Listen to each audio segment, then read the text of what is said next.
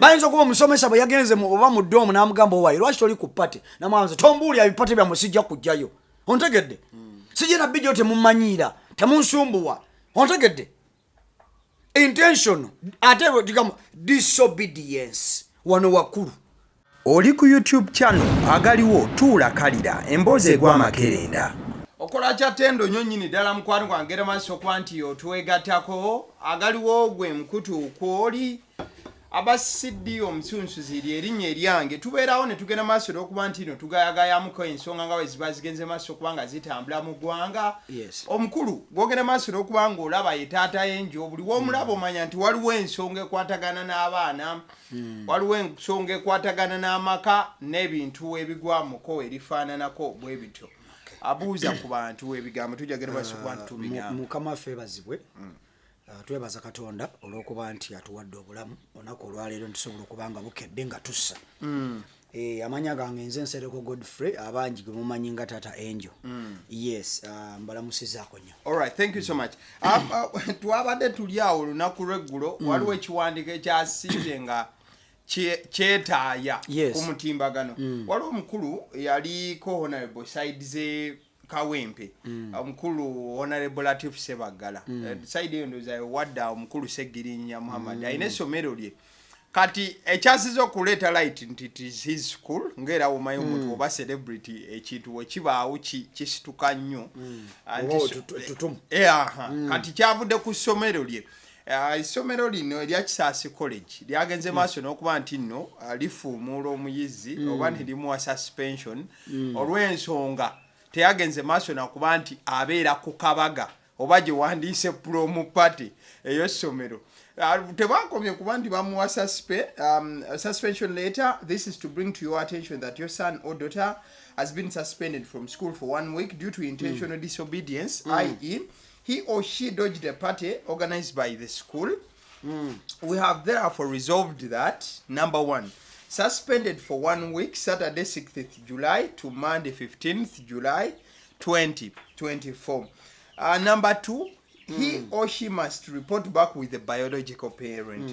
Number 3, must pay a fine of 100,000 Uganda shillings on your school pay code for the losses caused. At the same time, number 4, must report back after clearing all term 2 school fees, if any. We are sorry for any inconveniences caused. Regards, head teacher. Nga bawade bagenda maaso n'ogamba nti no tugenze maaso okuba nga tukikuleetera gwe omuzadde ogende maaso okuba nga okimanya nti omwana wo bamuwalawo agenze maaso n'okuba nga awummuzibwa mu ssomero ebbanga lya wiiki nnambirira ne bagamba nti no ne bateekawo ne deeti ze bamususpendinze zaatalina kubeera ku ssomero alina okukomawo ku ssomero n'omuzadde kamuzaala bwe number 2 then ekyokusatu alina okusasula engasi ya mitwalo 10 bweddu ng'akozesa kodi y'essomero kati kuno ne bagamba nti alina okudda nga ne fees zonna agenze maaso n'okuba nga zikiriringa naye ng'entabwe kubeera nti omwana teyabaddewo kabaga ka ssomero ekyo tetwagala tukirweko nnyo naye bw'osoma ebbaluwa eno erimu ekigambo intentional disobedience. Then what are the measures okumanya nti this was intentional? Kati ensonga lwaki bayise omuzadde ategeere nti nno how are we going to explain what intentional disobedience meant in the letter? Intentional bugenderere wakikoze okimanyi disobedience balibazi abasomesa bazadde they know abasomesa bazadde they know bayinza okuba bawulidde rumors bayinza okuba omusomesa bwe yagenze oba mu ddoomu n'amugamba owayi lwaki toli ku pate namwanza tombuulira ebipate byammwe sijja kujjayo ontegedde sijja nabijjo temumanyiira temunsumbuwa ontegedde intentional ate digamba disobedience wano wakulu obujeemu si mugonvu omwana mulalumu 1 disobedience nti omusomesa bwabikwata bino byonna nabigattagatta kiraga nti omwana mujeemu kino kankubuulire kiyinza n'okuba tekirina ku pate nga tekiri ku dojinga pate nedda nga they want to address disobedience ku mwana ono naye ne bagamba kale leero tumukwatidde ku pate katumukwate tumuyise omuzadde ate tumuwese ne fine ontegedde bulungi gwoyinza okubalaba pate naye nga bagamba leero ketumukutte yaganye ku pate naddamu mu byomusomesa oba n'amuvuma nga byonna byakola biri intentional because ayagala obikola kale katumukwate tumuwe ebbaluwa tumudisciplining bwe tuti tumuyise omuzadde okitegedde so kakati wulira essomero lino bw'oba oligendako liba n'amateeka gaalyo era biba n'obukakkulizo bwalyo biba n'ebiragiro byalyo ng'essomero ene institution nti bw'ogendayo bakugamba tubeera ne prompate amateeka buli mwana alina okubeera mu prompate oba ki era bw'ogaana waliwo discipline measures gye tuteekinga zeziriwa zezino ezimu kozizo kirabika nti oyinza osasula fine ya mitwalo 10 kubanga wakozinga damage namba 1 bakufumbira emmere tewagirya bakutegekera akatebe bakalita bakapangisa tewakatuulamu ontegedde bulungi ompulya bulungi bakuba omuziki gwabwe tewaliiwo kuguzina eyo loosi ontegedde bulungi kati essomero ligamba nedda ssebo olina okusasula so bw'obanga togoberedde mateeka ga ssomero lyewagendamu you are prone to discipline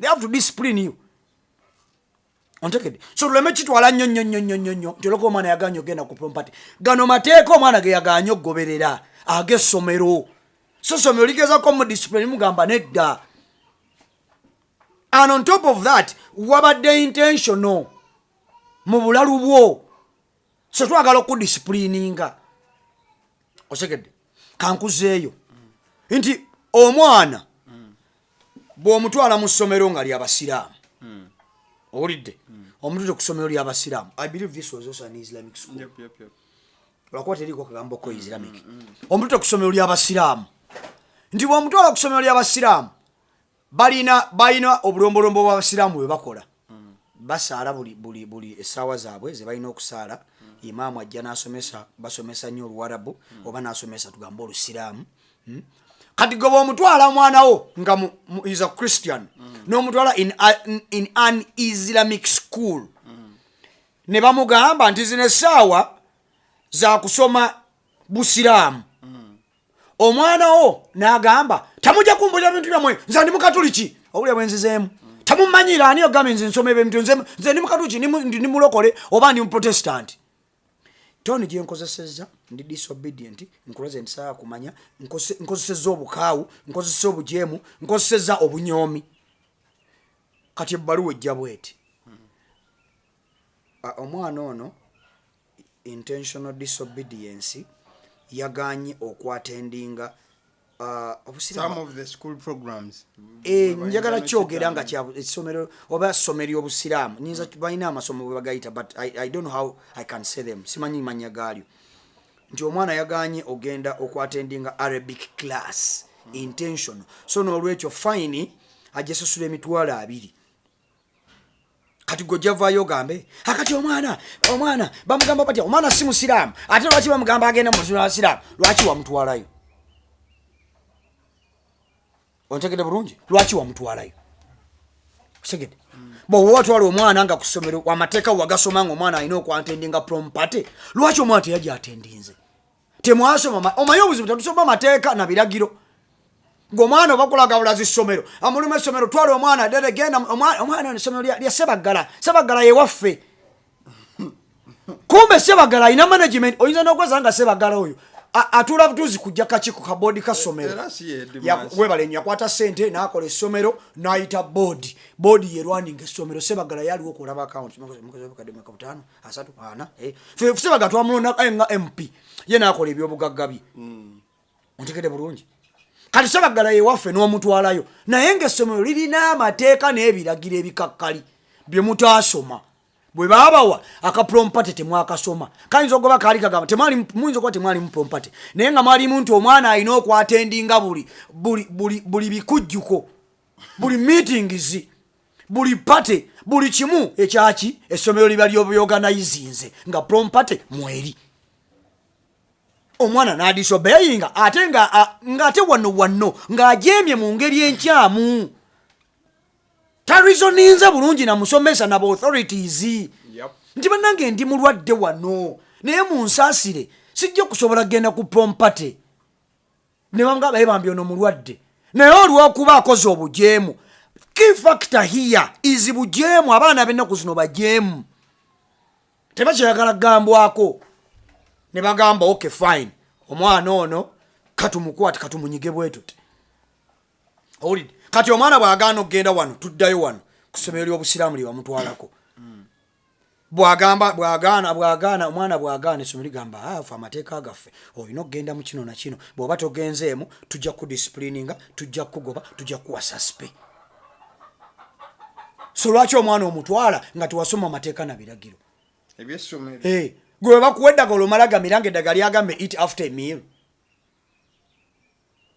n'omira olwokuba ddagala naye kuliko akawairo k'otaasomye eat after a meal segede ogenze ow'omusajja omufumbiddwa naye tosomye empapula ze za bulwadde bagamba omusajja ono agwamu eddalu ku ssaawa 7 tewazisoma ez'omutumbi tewazisoma omusajja agwa eddalu akuba akufiirako akusse n'agugumuka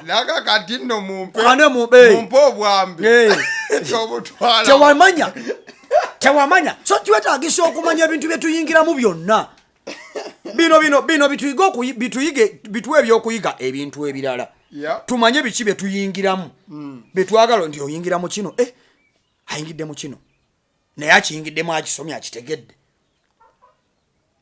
gomala gagenda agabuligazaala mu musajja gwosanze nga tomanyi musajja ono background ye famina y'omusajja ono bamuzaalawa omuntu ono bamukola batya omuntu ono ali atya ewaabwe bakuuma obufumbo ewaabwe bafumbo awulira ng'ovudde ne ku basezi ewaabwe bafumbo bakuuma obufumbo oba bava wano abasajja baganda bonna nabo si bafu by the way away from the suspension later ulira akantu kano omukazi yenna ng'ogenda omusajja okuwasa you need to study the background of marriage in this man's life ewaabwe wali abafumbo bameka can they keep marriage so that is when you know that at some point these people are responsible when it comes to marriage ono mukumi wa bufumbo omanyi obufumbo bwakukuuma they are marriage keepers so you need to understand and study that very well so once oba batendewalirwa myaka 2 myezi 2 nga yakubye eddata nga wagudde eri James abanenge sikyasobolerako ddala yamunota marriage keeper oli si marriage keeper n'omala gagenda olw'okuba laavu olw'okuba omusajja yakugambye olina nnyashi olina biki nyashi aleese obuzibu ennaku zino bamugula waliwo omuyimbi amulina bannange gavumenti anti era yekkiriza nyashi ayingire kati wulira so tulina okustadinga ebintu bye tuyingiramu tulina okustadinga ebintu bye tuyingiramu oli musiraamu okutta omwana wo omututte mu ssomero ly'abakatuliki bakugamba nti lino essomero ng'etteeka kyotaasoma mu mateeka n'ebiragiro nti lino essomero buli mwana alina okusoma rozare erina okumuba mu kifuba omwana bamugambye nti munnange Uthman oba Isma oba Wumalu oba Shamin saawa ya sapule nakuba emmeeza tomanyiira nze ndi musiraamu sijja kusoma sapule naye ng'ebiragiro teyabisoma n'akozesa ekibuli n'aresistinga amateeka g'essomero bye gagamba musomesa n'agamba mwana ono nga mujeemu approach gyakozesezza nga ya bujeemu tumuwandiikira ekibaluwa kigamba nti omwana ono mujeemu yaganye okgenda okusoma sapule ontegedde nga ligamba nti Shamimu Nabankema ulira Shamimu Nabankema nga gulu kuliko Mukono Christian High School ne oliko Shamimu Nabankema yajemye ogenda okusoma sapule tebigatta alete emitwalo 5 ag'obuliwo kubanga yakozesezza looso omufaaza yatutte obudde n'asomesa omusomesa asasula okusomesa abaana 5 naye ku luno mwabaddemu abaana 49 ripooti ye agisse father ripooti efudde kati okuyamba obutandiki nga linnya lye ono asasula emitwalo 5 ag'obuliwo nga tetunnatuula na mumiti ag'obuliwo kati ensonga yeeyo bannange tugende maaso tusome amateeka n'ebiragiro tumanye ebintu bye tuyingiramu nga tetunnaba kukola nsobi zino ezigenda mu maaso tuwandiikira ebibaluwa okitegedde oli mwana mulokole oba mukatuliki ofumbiddwa omusajja musiraamu akugambye abaana bange baki basiraamu era mbaagala mu muzikiti gwate okutta abaana otandise okubatwala obatwala mu kyaki mutandise okukuubagana obufumbo bwonoonese gwe wali tokimanyi nti omusajja ono musiraamu oli musiru I am sorry to abuse you tokimanyi nti omusajja ono musiraamu akugambye abaana bange wajja tolaba akugambye abaana bange mbaagala mu muzikiti gwogamba nedda abaana bange mbaagala mu kyaki abaana bange omusajja agamba nedda byebimu ebyaliwo ku musajja omu celebrity omu yawasa omukazi amuzaddemu abaana omukazi agamba mulokole omusajja agamba nze ndi musiraamu abaana bange mbaagala mu an Islamic school tobatwala mu Christian school ebyaddako byali birala wabiraba paka mukomera okitegedde and we don't know what came after that okitegedde so things can never be the same again exactly kati abaana oba obakosa mukosa abaana mubatadde mu mbotyabaga because of your selfish decisions because of your lustful thoughts and lustful acts abaana abaffe tubatadde mu buzibu olwokuba gwe wali mukwaka oyagala kwebaka na celebrity omwebaseeko akuzaddemu abaana weewanye nti celebrity nzamulina ali mu kitanda oli biki kati abaana mubakosa because of your foolishness Mutegede abaana tebamanyi kyakologa tuli basiramu temwabyogera nako bwe mwali nemu wano mwali mwaka musiramu I'm telling you ontegedde abantu baase nnyo nga bakola ebintu by'ekisimu baba tebakyategeera naye twaga tukola ebintu nga tutegeera with a sober mind. Whenever you're getting into something, please first study it. Where is this thing going to lead me? Where is it taking me? What are the results? What am I going to reap out of this?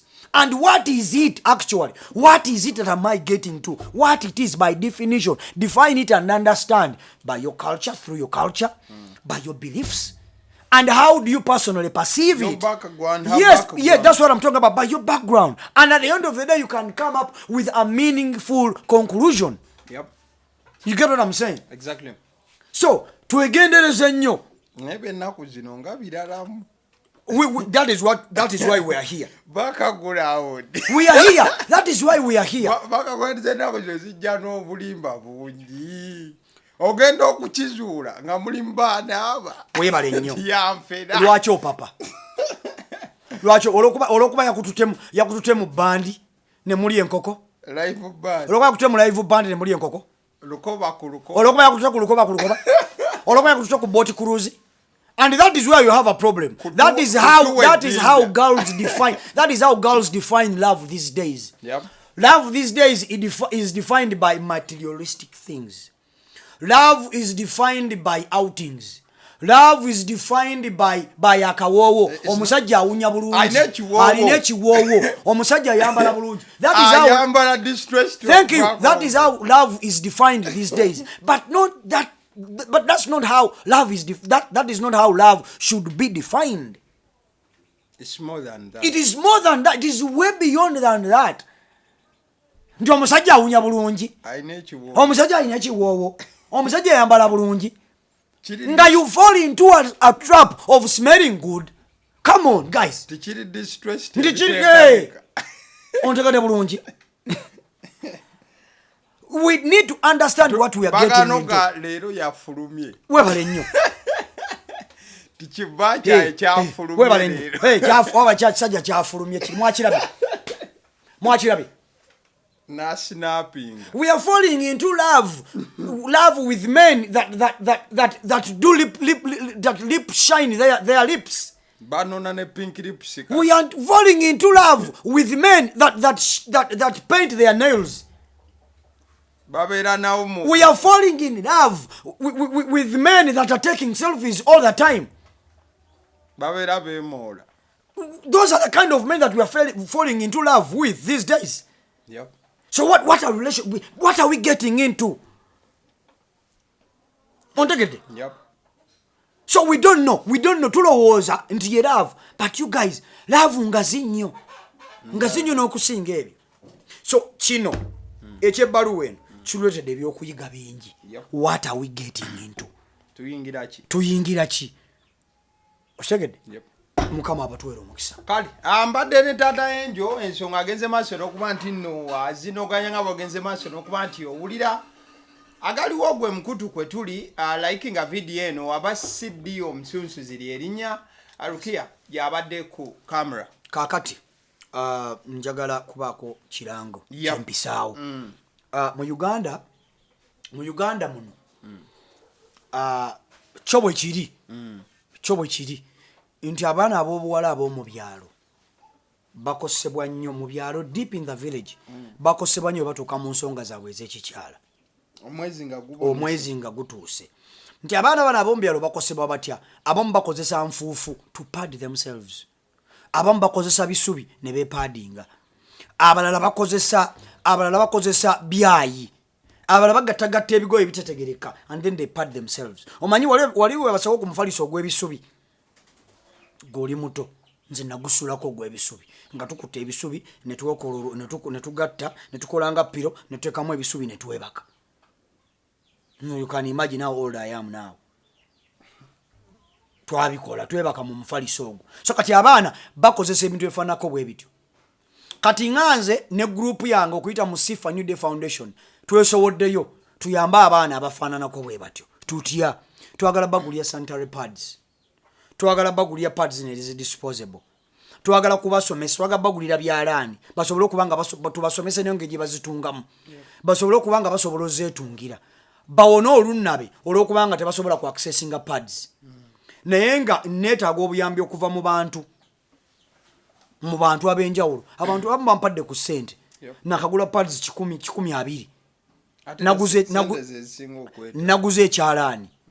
Project esooka ngenda bawo ekyalaani, ngenda basomesa ozitunga, ngenda kuziba wana zine ziri reusable kubanga waliwo need yesooka tumuwe pad, then sustainability tumuwe ekyalaani asobola okubanga asobola kyetunga, tumusomese n'omusomesa, tubawe ne startup capital wa material, seen in terms of money but intangible material, basobola okwetunga. Ngenda tambula mu bifo ebyenjawulo. Era obadde ongoberera bulungi ku Facebook page ndi mukola lives eza campaign, ne TikTok ndi mukola campaign ezifaanako bwe zityo. So reach out to me, reach out to mwami Abasi bw'oba olina ekintu kyonna kyewandiyagadde okuyamba abaana bano, please but some numbers a number, yeah, no, they can reach out to you and to me as well. Okay, I can read my number 0756063935. That's my number. And you reach out to me. Waliwo n'oli ayinza okuba nga alina material nga asobola okumpa material material yasobola okukola mpa material. Oyinza okuba oliyo ng'olina pad nga z'olina ng'ogamba nina reusable pads zange 10 okuba akasimu n'oteeka ku boda nezijja oba n'ompita nsobola zeenonera. Osobola okugamba nti baneze nina disposable pads wano munone pads 10 nazo tuzeetaaga zituwe. Kigenda kuyamba omwana ono zikola nga zandyetala okubeera kweno movement. Mujje bannange guno mulanga tuwetabe mu kuyamba omwana. Enamba esimu njiddemu 0756063935. Reach out, mbegaide reach out tubenga tubaako omulamwa n'ettafaali etuteeka ku mwana w'obuwala owe Uganda ow'omubyalo. Tujja kuba tukiyisaamu every show. Tujja kuba tukiyisaamu. Exactly. So n'olwekyo ekyo mbadde njagala oyisaawo. Mwebale nnyo, mwebalire. Kale mbeere bulungi. Mm.